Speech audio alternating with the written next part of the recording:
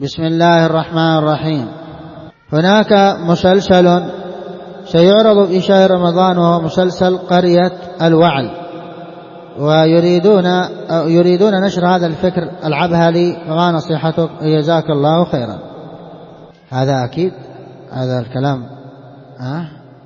الكلام من أين مصدره؟ كيف؟ إعلانات أنهم سيعرضون في شهر رمضان هذا المسلسل. الله المستعان.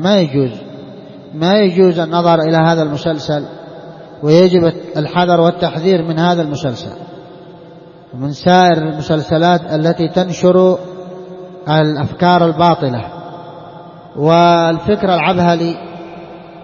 وهؤلاء الأقيال الذين يسمون أنفسهم بالأقيال والعباهلة، هؤلاء قوم ضلال يسبون علي بن أبي طالب رضي الله عنه، ويمجدون الأسود العنسي الذي يقال له عبهلة الذي يدعي النبوة.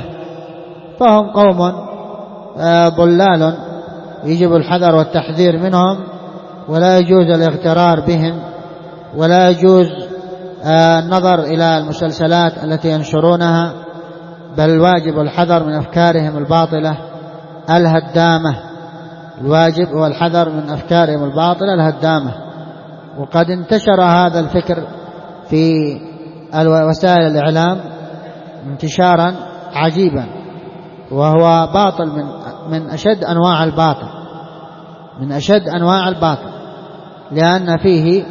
لأن فيه تمجيد لهذا الذي يدعي النبوة، وفيه كذلك أيضا تنقص للصحابة، تنقص لعلي بن أبي طالب وسائر الصحابة من آل البيت، فلا يجوز. وعندهم أباطيل أخرى كثيرة، الواجب والحذر والتحذير منهم، وألا يمكن الأب ابنه من أن ينظر إلى هذه المسلسلات، ولا هو نفسه أيضا يجوز له أن ينظر إلى هذه المسلسلات، بل الواجب والحذر والتحذير منها.